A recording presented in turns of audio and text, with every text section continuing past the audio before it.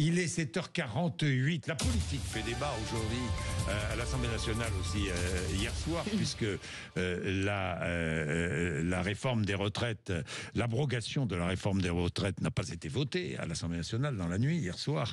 Dites-moi, Arlette Chabot, d'abord bonjour Arlette. Bonjour, bonjour à tous. On est en plein cinéma, j'ai l'impression, entre Marine Le Pen et le Premier ministre Michel Barnier.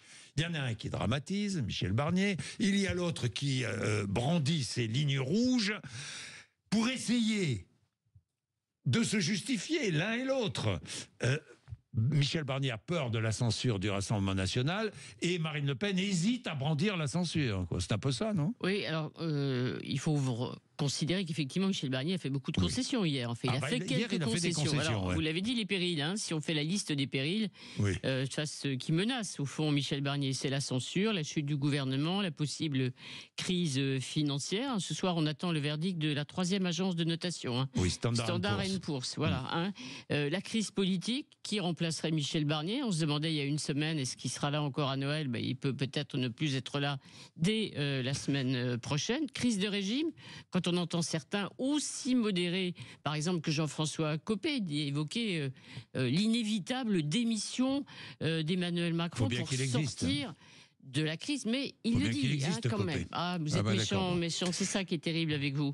Donc tout ça mérite effectivement sans doute quelques concessions. Oui. Alors c'est vrai, Michel Barnier pensait peut-être, comme d'autres, je vous regarde fixement en disant ça, que jamais Marine Le Pen ne franchirait le pas de la censure, en tout cas aussi vite, c'est-à-dire ne joindrait ses voix à celles de la gauche. Pourquoi? Parce que Marine Le Pen, on le sait, joue toujours la respectabilité et a répété pendant des semaines qu'elle n'aggraverait pas la crise politique. Alors aujourd'hui, virage effectivement du Rassemblement national qui évoque la colère de son électorat.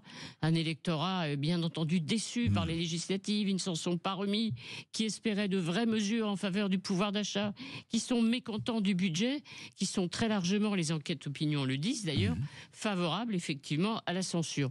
J'ajoute, même si elle le nie, l'impact du réquisitoire au procès, effectivement, qui vise les assistants parlementaires du RN. Alors, Michel Barnier, oui, fait des gestes, des concessions, il est bien obligé de le faire.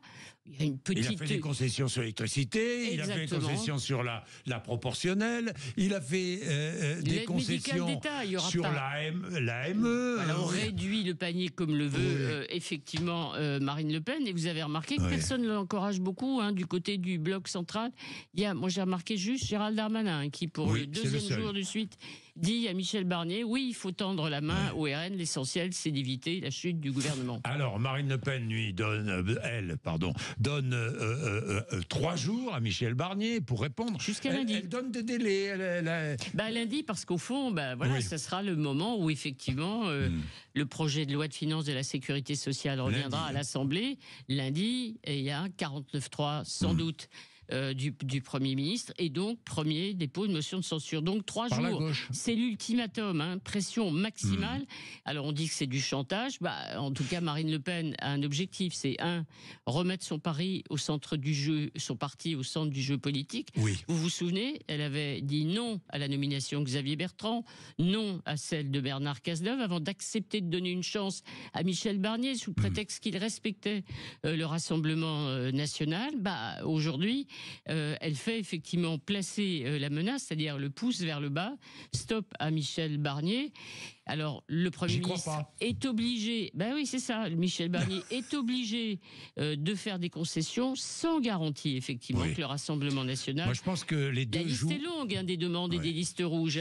C'est vrai, la liste est longue. Donc, une chose est certaine, c'est que Marine Le Pen seule décidera à la dernière minute. C'est toujours le suspense garanti avec le Rassemblement national. Vous vous souvenez, il y a un précédent, notamment avec la loi immigration. Gérald Darmanin, on pensait que le RN voterait contre, et à la surprise générale, ce qui n'arrangeait pas forcément le gouvernement, le RN avait voté le projet de Gérald Darmanin. C'est pour ça que je me méfie sur la censure du RN. Je ne suis pas persuadé que le Rassemblement national censurera le gouvernement. Nous verrons bien. Il est 7h... Merci beaucoup, Avantage, inconvénient. Oui, avantage, inconvénient. 7h53. Allez, nous sommes avec Cynthia, me semble-t-il, dans un instant. Allez, à tout de suite, juste après la pub, les auditeurs.